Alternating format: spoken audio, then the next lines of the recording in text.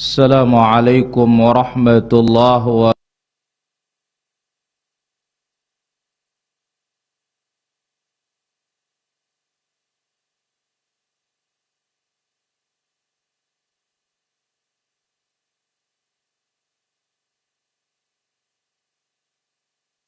نستعينه ونستغفره ونعوذ بالله من شرور أنفسنا وسيئات أعمالنا من يهده الله فلا مضل له ومن يضلل فلا هادي له أشهد أن لا إله إلا الله وحده لا شريك له وأشهد أن نبينا محمدا عبده ورسوله صلى الله عليه وعلى آله وصحبه وسلم تسليما كثيرا إلى يوم القيامة. أما بعد فإن أحسن الكلام كلام الله وخير الهدى هدى محمد صلى الله عليه وسلم وشر الأمور محدثاتها وكل محدثة بدعة وكل بدعة ضلالة وكل ضلالة في النار. معاشر الحاضرين والحاضرات, demikian juga para pemirsa yang dimuliakan oleh Allah Tabaraka wa Ta'ala. Sore ini kita diberikan taufik oleh Allah kembali duduk di majelis ilmu. Mudah-mudahan ilmu yang kita pelajari bermanfaat. Allahumma 'allimna ma yanfa'una wanfa'na bima 'allamtana wazidna 'ilman tanfa'una bihi. Salawat dan salam bagi Rasul kita yang mulia, Nabi kita Nabi Muhammad sallallahu alaihi wa ala alihi wa sahbihi ajma'in. Hadirin yang dimuliakan oleh Allah Azza wa Jalla, kita akan ambil sekarang man haqqaqa tauhid dakhala al-jannata bighairi hisabin wala azab. Orang-orang yang memurnikan tauhidnya akan masuk surga tanpa dihisab oleh Allah dan tanpa disiksa oleh Allah Tabaraka wa Ta'ala. Inilah dia derajat yang paling tinggi yang diberikan oleh Allah bagi umat Nabi Muhammad sallallahu alaihi wasallam. Pembahasan ini melanjutkan sebelumnya, yaitu di antara keutamaan tauhid, mati di atasnya, masuk surga tanpa hisab, tanpa azab. Memurnikan tauhid ini yaitu al-wusul ila haqiqati tauhid, sampai kepada hakikat tauhid, sampai kepada puncaknya dan kesempurnaan iman.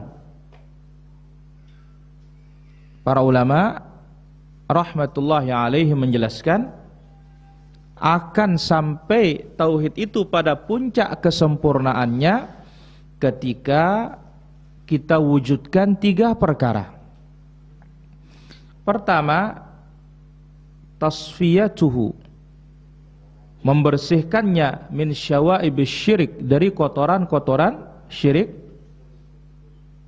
wal bid'ah, kotoran-kotoran bid'ah dalam agama, wal ma'asi, kotoran-kotoran dosa dan maksiat.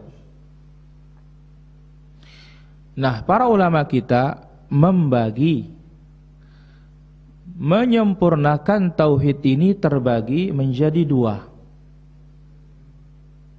Pertama, tahqiqun wajib, menyempurnakan yang wajib.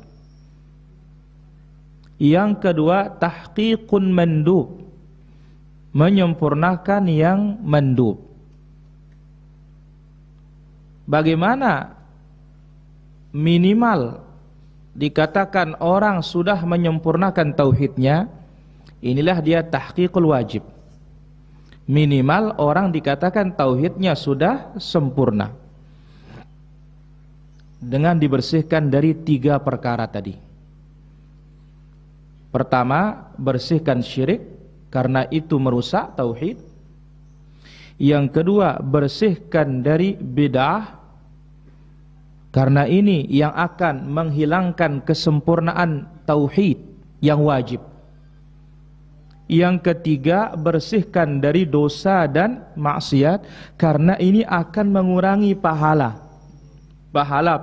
tauhid. 3 ini dia ya inti permasalahannya kalau ingin menggapai kesempurnaan tauhid tersebut. Bagian yang pertama, bersihkan akidah kita dari kesyirikan,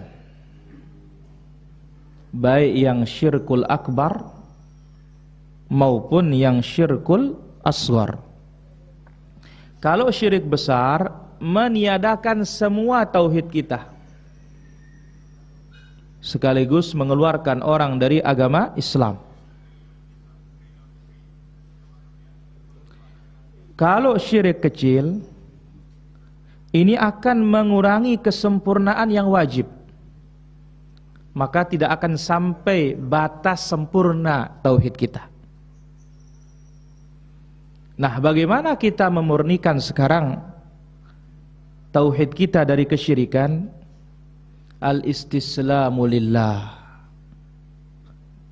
Kita sebagai hamba berserah sepenuhnya hanya kepada Allah Tabaraka wa Ta'ala.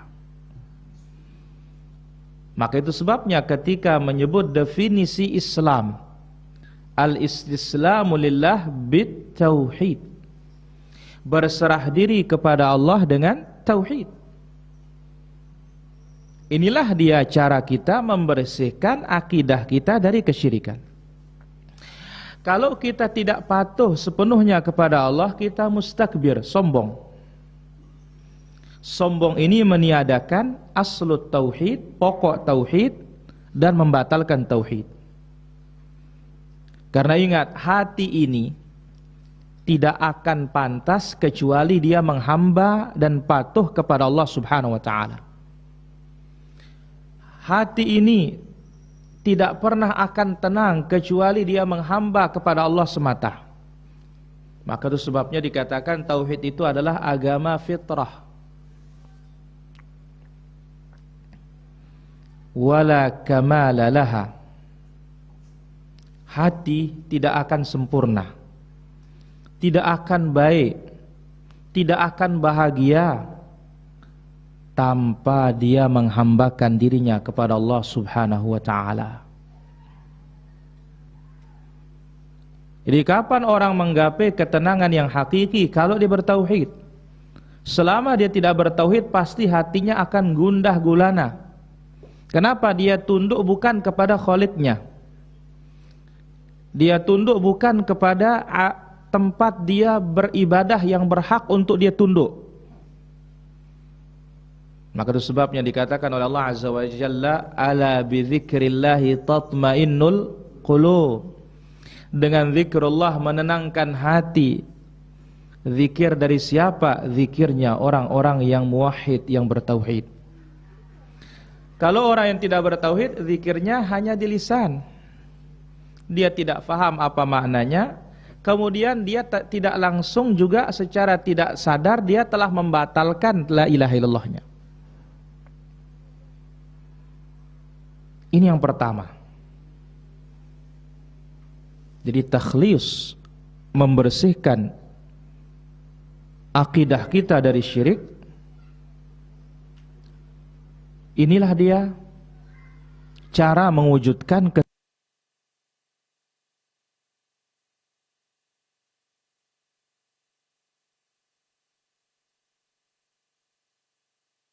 kesempurnaan iman, kesempurnaan tauhid. Baik, kaifa yatimmu, bagaimana caranya agar tauhid ini bersih dari kesyirikan? Tadi disebut secara global. patuh dan tunduk hanya kepada Rabbul Alamin tabaraka wa ta'ala. Karena itu makna dari Islam. Tidak mungkin seorang hamba berserah diri kepada Allah, ya, dan tidak mungkin seorang hamba akan bersih dari kesyirikan illa bi amrain, kecuali dengan dua perkara. Pertama, tajrid at-tauhid, murnikan tauhid dari syirik, sebab-sebab syirik. Jadi syiriknya dibersihkan, penyebab-penyebabnya juga dibersihkan. Mana dia sebab-sebab kesyirikan dan mana dia, ya, bentuk-bentuknya. Pertama, untuk kita bisa bersih atau untuk kita bisa membersihkan akidah kita dari syirik dan sebab-sebabnya, pertama, ma'rifatus syirik, harus tahu apa itu syirik. Kalau kita tidak tahu syirik, bagaimana kita akan menghindar? Maka itu sebabnya dikatakan oleh Hudzaifah radhiyallahu an, kana an-nas yas'aluna Rasulullah sallallahu alaihi wasallam anil khair. Dahulu para sahabat bertanya kepada Rasul tentang kebaikan. Adapun aku datang kepada Rasul bertanya tentang keburukan. Kenapa? Karena aku khawatir jangan-jangan jatuh dalam keburukan tersebut. Nah, sekarang kalau kita ingin selamat kita dari syirik, kenali sebab-sebabnya. Mana dia? Pertama, ketahui apa itu syirik dan waspada jangan jatuh di dalamnya. Dan ingat terus firman Allah Azza wa Jalla, ya bunayya la tusyrik billah innasyirka la zulmun azim. Ingat ini. Ya, kita hafal ayatnya iya, tapi ingatnya yang susah.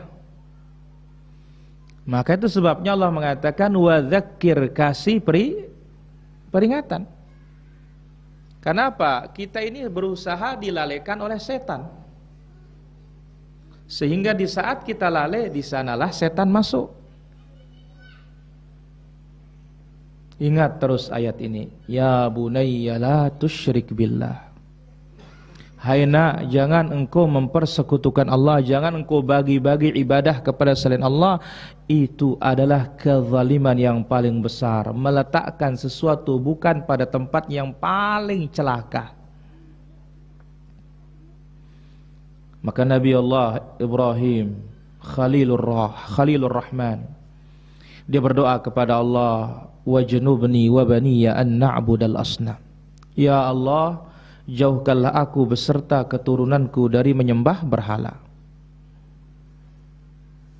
Kemudian Ibrahim At-Taimi berkata, man ya'manul bala ba'da Khalilir Rahman.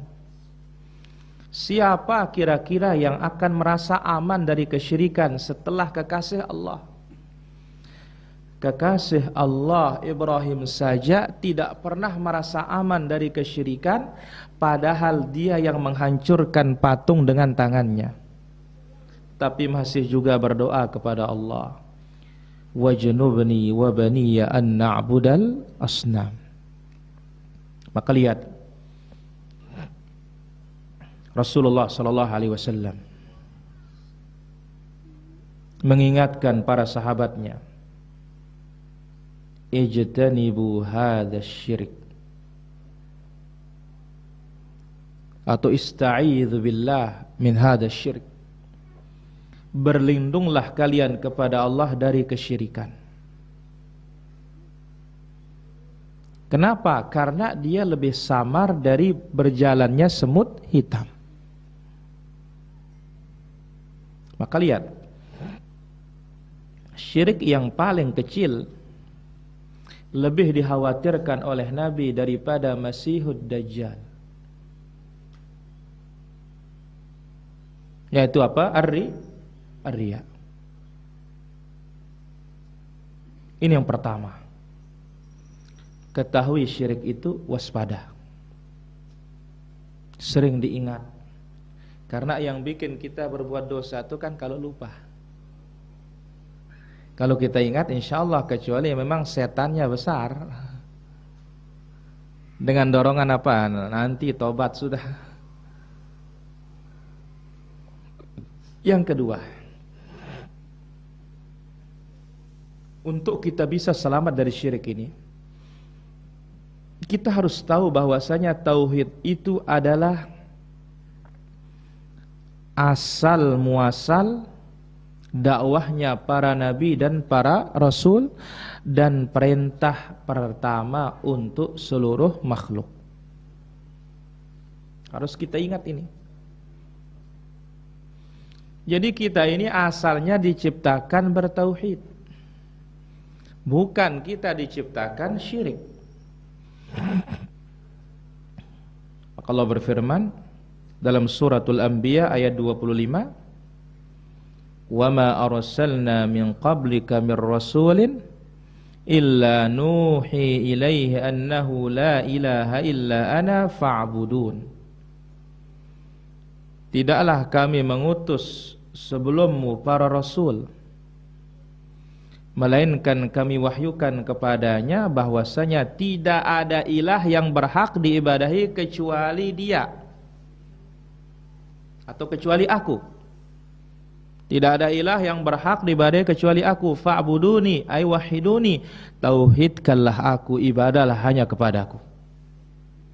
Ini yang kedua, supaya bisa murni akidah kita, sempurna tauhid kita, kita harus tahu ikhlas ini asal dakwahnya para nabi, dakwahnya para rasul, dan ini yang pertama kali Allah perintahkan kepada seluruh manusia.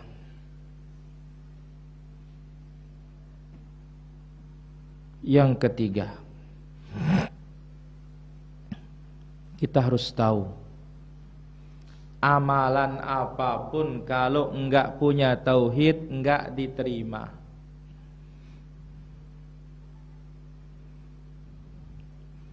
Mungkin ya dalam ibadah itu kita ikhlas karena Allah kita, tapi kitanya sendiri syirik, akidah kita rusak, percuma juga. Maka lihat, Allah sebutkan dalam suratul An'am, Allah sebutkan dalam surat Az-Zumar, "Walau asyraku lahabita anhum ma kanu ya'malun." Jikalau mereka syirik, hancurlah seluruh amal ibadah mereka.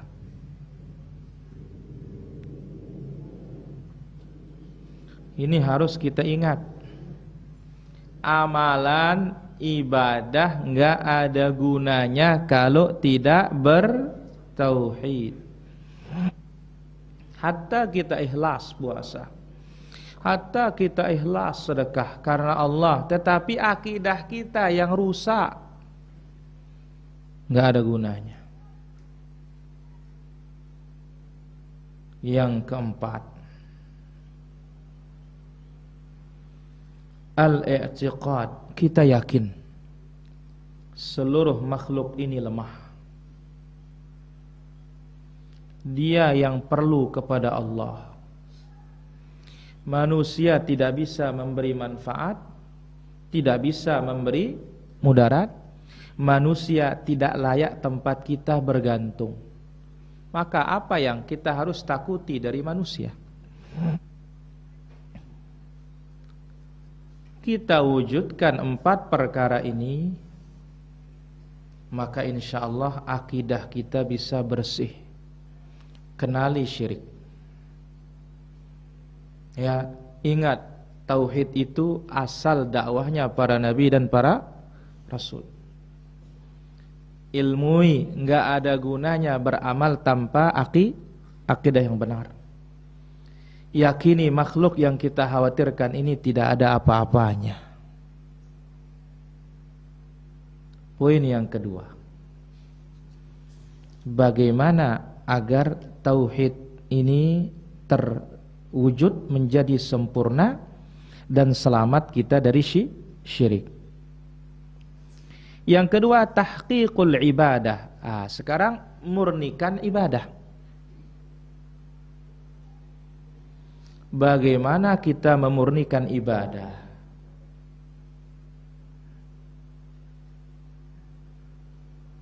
Ada 8 poin. Pertama,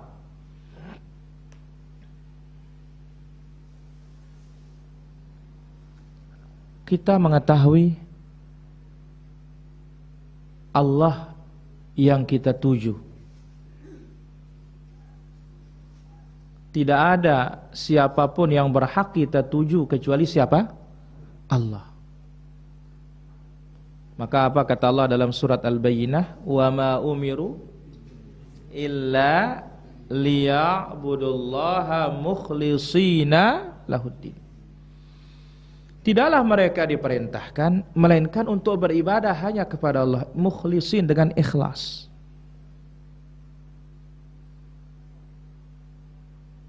Wa ma khalaqtul jinna wal insa illa liya'budun. Aku tidak menciptakan jin dan manusia ini melainkan agar mereka beribadah kepada Aku. Jadi kita harus tahu Allah yang kita tuju, satu-satunya zat dalam kehidupan kita ini. Barulah ibadah kita bisa sempurna. Jangan ada embel.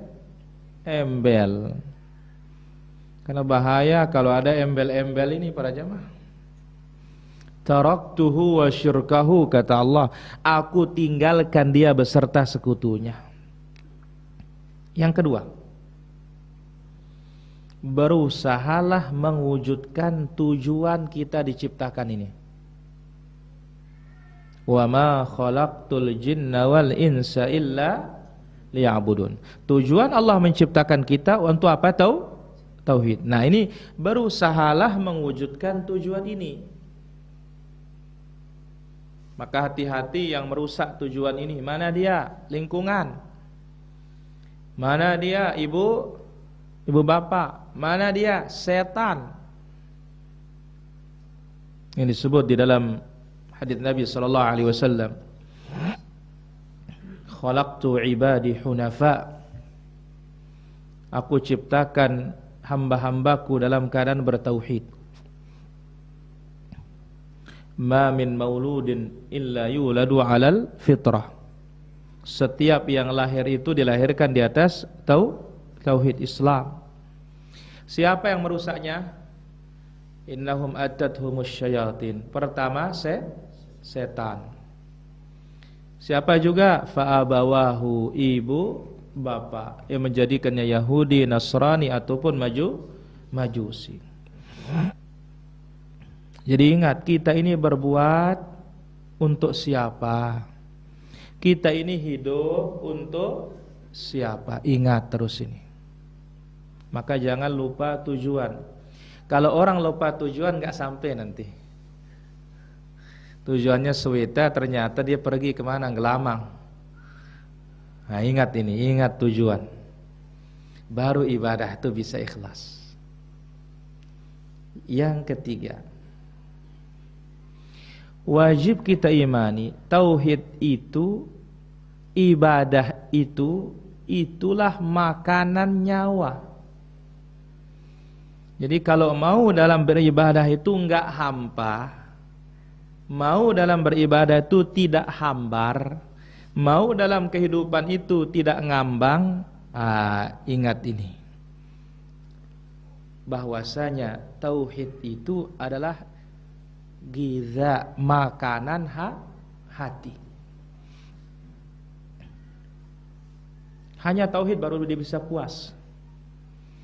Hanya tauhid dia baru bisa kenyang.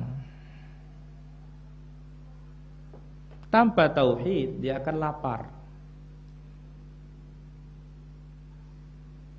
Maka lihat, ketika Allah menyebut tentang Al-Quran, wa kadzalika auhayna ilaika ruham min amrina. Demikianlah kami wahyukan kepadamu roh dari kami. Al-Quran ini dikatakan nyawa. Badan tanpa nyawa bisa hidup? Nah, demikian juga ya,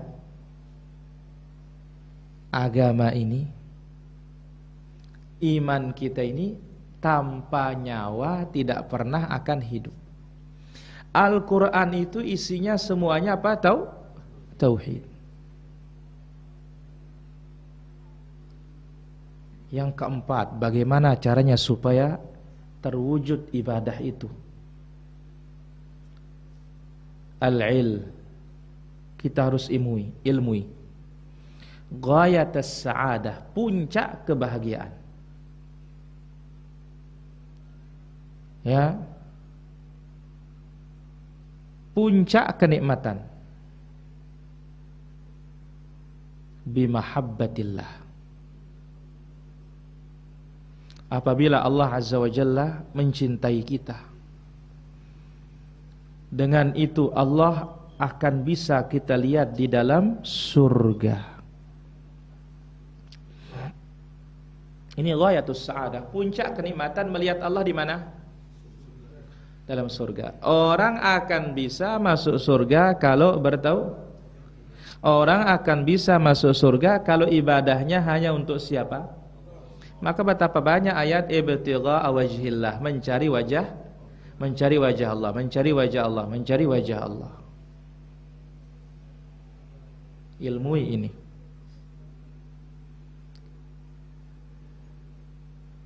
Berikutnya yang kelima,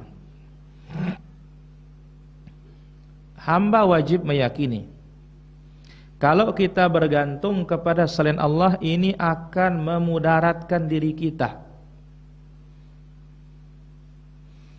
Kita ibadah kepada selain Allah, ini akan tambah mudarat untuk diri kita, bukan tambah membahagiakan kita, para hadirin.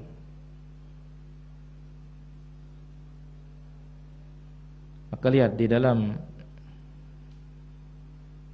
hadis Nabi sallallahu alaihi wasallam bersabda, hari kiamat akan ada yang memanggil an yadhhab kulla ila ma al nadhhabal kull ila ma kana ya'bud fid dunya. Hari kiamat diperintah oleh Allah, silahkan cari siapa yang kalian sembah di dunia.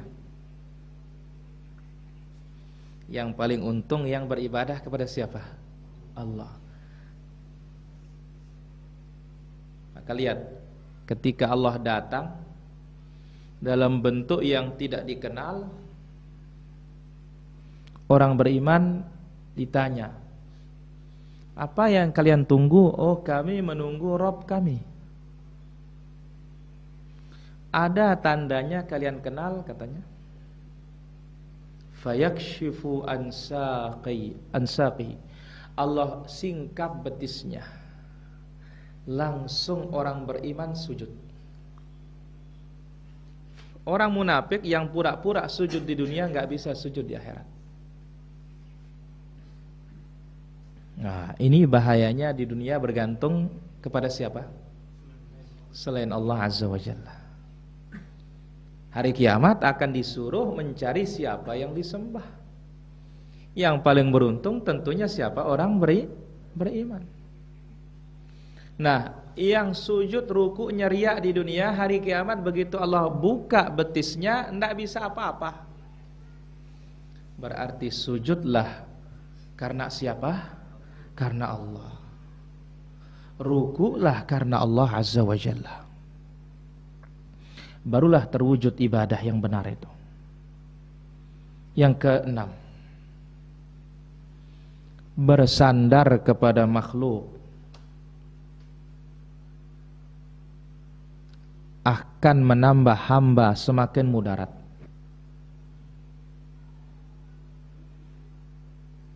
Bersandar kepada makhluk akan menambah hamba semakin mudarat. Lihat dalam surat Maryam, wattakhadhu min dunillahi aliha liyakunu lahum izzah.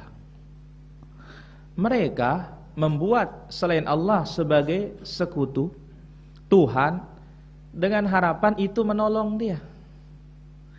Kalla, sekali-kali tidak. Sayakfuruna bi'ibadatihim wa yakununa 'alaihim didda. Hari kiamat kita akan diingkari oleh yang kita sembah itu dan akan menjadi musuh kita. Iya, di dunia kelihatannya enak betul. Apa maunya ke kubur sampai terus. Tapi hati-hati ini istidraj. Sebaliknya orang yang bersandar hanya kepada Allah, apa kata Allah? Wa may yatawakkal 'ala Allah fahuwa hasbuh. Siapa yang bertawakal, bersandar hanya kepada Allah, Allah yang akan mencukupkannya dari segala-galanya. Allah cukupi dia. Yang ketujuh, Allah Azza wa Jalla Maha Kaya, Maha Pemurah, Maha Penyayang. Allah suruh kita beribadah hanya kepadanya karena Allah menghendaki bagi kita kebaikan. Allah akan mengangkat dari kita kemudaratan.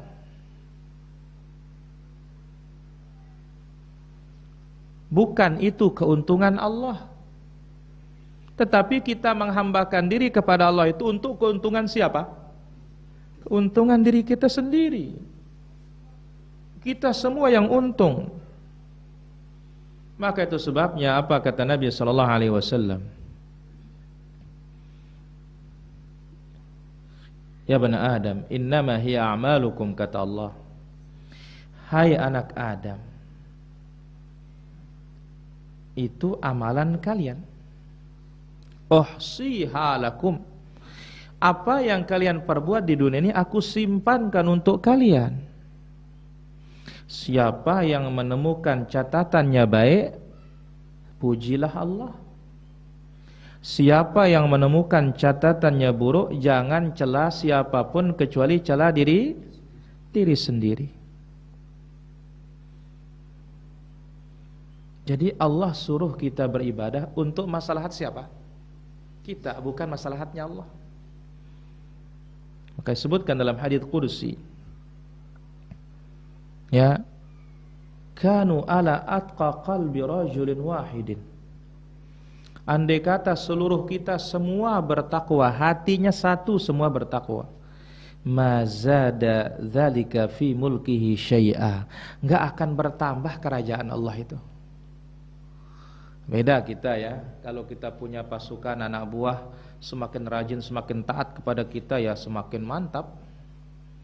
Tapi kalau pada diri Allah, semakin kita taat, ya kita yang untung. Tidak akan menambah kerajaan Allah. Maka itu sebabnya, lihat apa kata Allah tentang orang-orang Badui. Yamunnuna 'alaika an aslamu. Mereka menganggap dirinya berjasa atasmu ya Muhammad gara-gara mereka masuk Islam. Qul la tamunnu 'alayya islamakum. Jangan kalian anggap diri kalian berjasa karena kalian masuk Islam. Balillah yamunnu 'alaikum an hadakum lil iman. Allah yang punya jasa menjadikan kalian beriman. Maka demikian juga kita ini beribadah nih, para hadirin rahmatullah azza wa jalla, berdakwah ini dan yang lainnya, untuk diri kita. Bukan kita ini membesarkan agama Allah. Allah punya cara akan membesarkannya. Kita yang dapat untung, bukan Allah yang dapat untung ini. Ya. Maka lihat Imam Ahmad, ketika ada orang mengatakan jazakallahu anil islami khaira, ya Imam, mudah-mudahan Allah membalasmu dengan kebaikan atas jasamu kepada Islam. Beliau menjawab, tidak. Mudah-mudahan Allah membalas Islam itu dengan kebaikan dia yang punya jasa. Karena apa? Karena kita dapat hidayah itu adalah semata-mata pilihan siapa? Pilihan Allah subhanahu wa ta'ala. Yang kedelapan, annal khalqah, untuk bisa memurnikan dan mewujudkan ibadah itu hanya untuk Allah. Ketahuilah makhluk ini, meskipun mereka berusaha memberi kita manfaat, enggak bakalan kita diberikan manfaat kecuali dengan izin Allah. Sebaliknya, kalau kita berusaha diberikan mudarat, tidak bakalan kita kena mudarat kecuali dengan izin Allah subhanahu wa ta'ala. Kalau seperti ini keyakinan kita para hadirin, kita hanya bergantung hanya kepada siapa? Allah.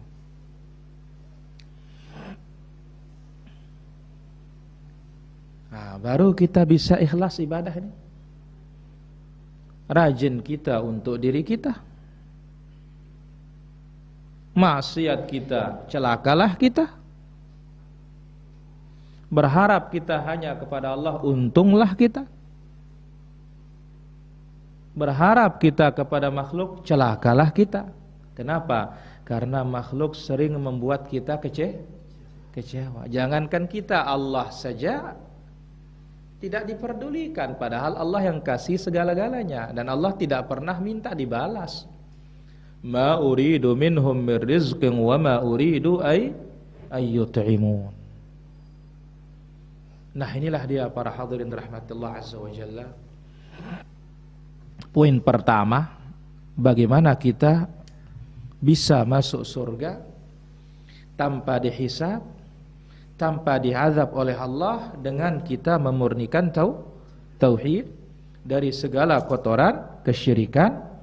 Dan tidak mungkin kita selamat dari syirik kecuali dengan dua perkara. Pertama, murnikan tauhid, tinggalkan kesyirikan dan sebabnya.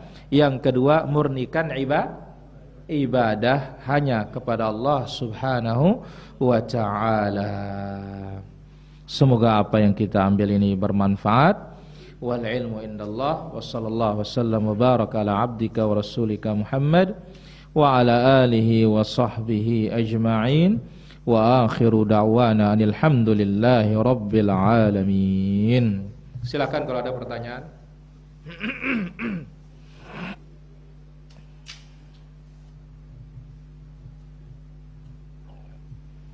Silakan Om Poleng.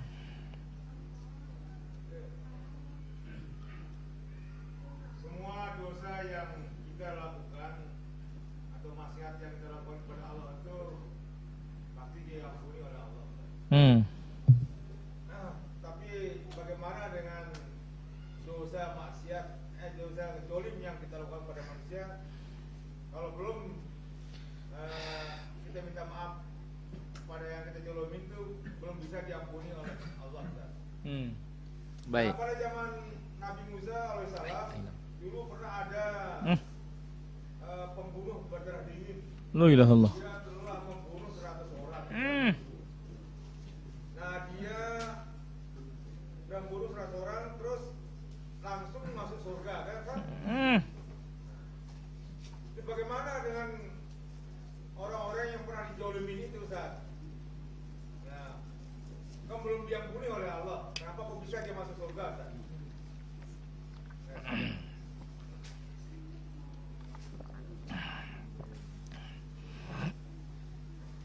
Itu saja Om. Alhamdulillah. Pertama kita katakan, inilah dia manfaat dari taubat. Man taba taballahu alaihi, siapa yang bertaubat Allah terima taubatnya. Satu, yang kedua, pasti ujungnya masuk surga. Meskipun dia disiksa di dalam api neraka. Karena hadis itu hanya mengatakan masuk surga, tidak dikatakan tanpa hisab, tanpa azab. Jadi pembunuh asal tidak syirik pasti ujungnya masuk apa? Masuk surga.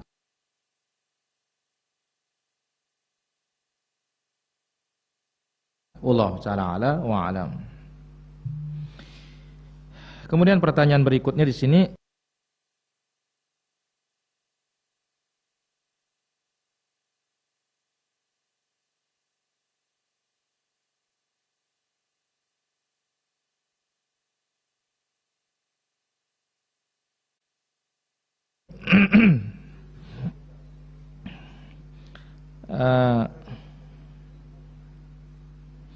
sekolah untuk anak yang baru memeluk Islam, baiknya langsung dipondokkan atau boleh di sekolah negeri, sedangkan anaknya belum ada ilmu dasar tentang Islam? Ajar dulu. Tapi andai kata di pondok siap, lebih baik. Justru itu lebih bagus. Kenapa? Karena full akan diajarkan apa? Agama. Maka pilihkanlah dia pondok yang di atas sunnah. supaya benar-benar mendidik dia di atas Islam, di atas jalannya Rasulullah sallallahu alaihi wasallam. Wallahu taala ala wa alam. Kemudian pertanyaan berikutnya, Allah memberikan nama pada semua ciptaan. Yang jadi pertanyaan, apa nama air dan bumi yang diberi sama Allah Azza wa Jalla? Kita katakan itulah namanya, enggak ada nama lain. Ya, dalam bahasa Al-Qur'an sama langit, ma'a air. Sebagaimana dalam suratul Baqarah, ya, alladzi ja'ala lakumul arda firasya was samaa'a binaa'a wa anzala minas samaa'i maa'a. Wallahu taala ala wa alam. Silakan, ada lagi pertanyaan? Silakan. Ya.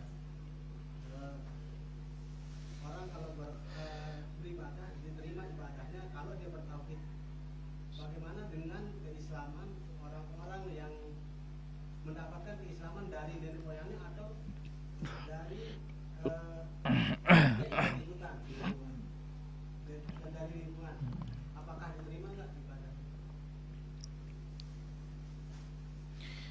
Kita katakan bahwasanya orang masuk Islam tidak hanya dia masuk Islam, dia harus belajar.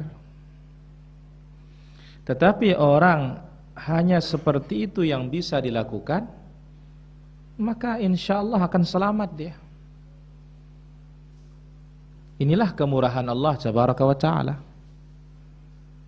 Karena apa? Wa ma kunna mu'adzibina hatta nab'atha rasula. Kami tidak menyiksa suatu kaum sampai kami mengutus rasul, utusan. Kalau hanya itu yang dia bisa, insya Allah selamat. Ya, Allah Ta'ala ala wa alam. Nah, silakan, ada lagi?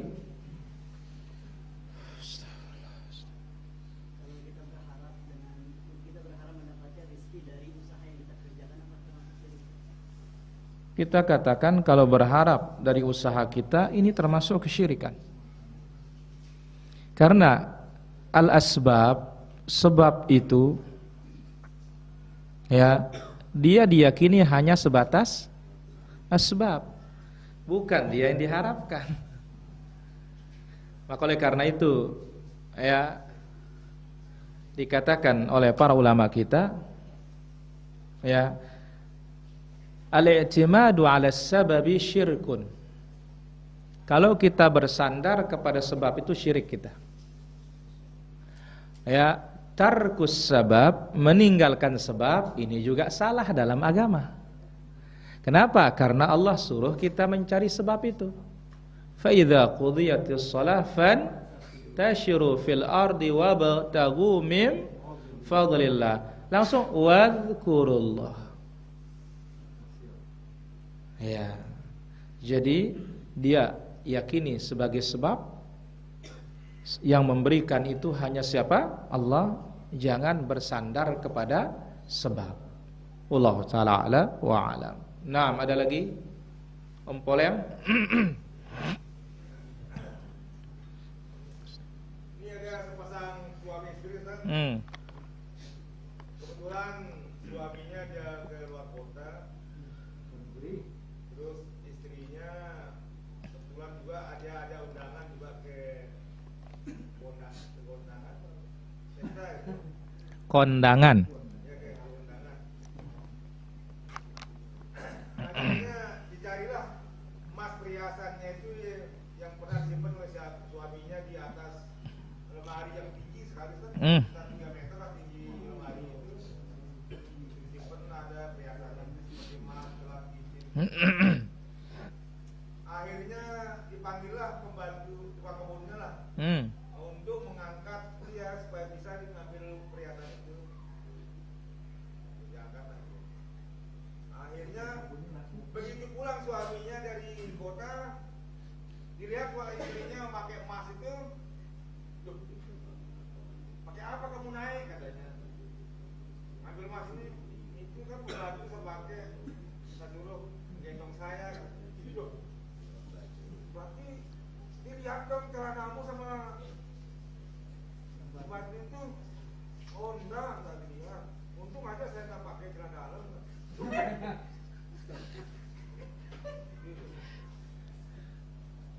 Terus? Ya, pertanyaannya, apabila seorang perempuan itu, Ustaz, ketika berhubungan suami istri itu, ketika dia mendesah itu, apakah itu sunnah, Ustaz? Nggak ada itu ompol yang, ya. Jadi kita katakan pertama, namanya, ya. Nabi SAW sebutkan, wa fi budhi ahadikum sadaqah. Seorang suami mendatangi istrinya itu adalah sedekah. Ya, dan tidak ada keterangannya kalau dia begini dia ini sunnah dan semisalnya. Ya, tapi ingat ketika orang mendatangi istrinya dia berniat kepada Allah Azza wa Jalla bagaimana dia iffatun nafs menjaga kesucian dirinya dan ini karena Allah Azza wa Jalla maka dia ibadah kepada Allah Azza wa Jalla. Wallahu taala ala wa alam. Baik, nampaknya itu saja. Baik, ada satu pertanyaan di sini.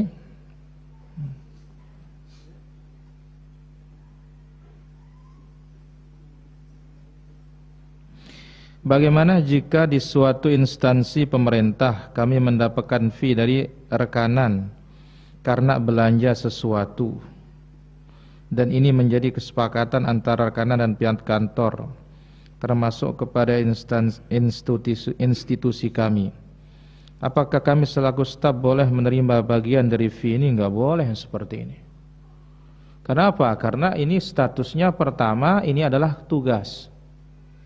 Yang kedua, kan kita bukan penyedia jasa. Bagaimana dia akan mengambil keuntungan? Ya, maka hadayal ummal ghalul, hadiahnya para pekerja itu adalah haram.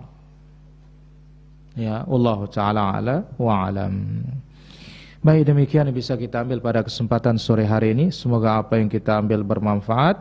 Wassallallahu ala nabiyina Muhammad walhamdulillahi rabbil alamin. Wassalamualaikum warahmatullahi wabarakatuh.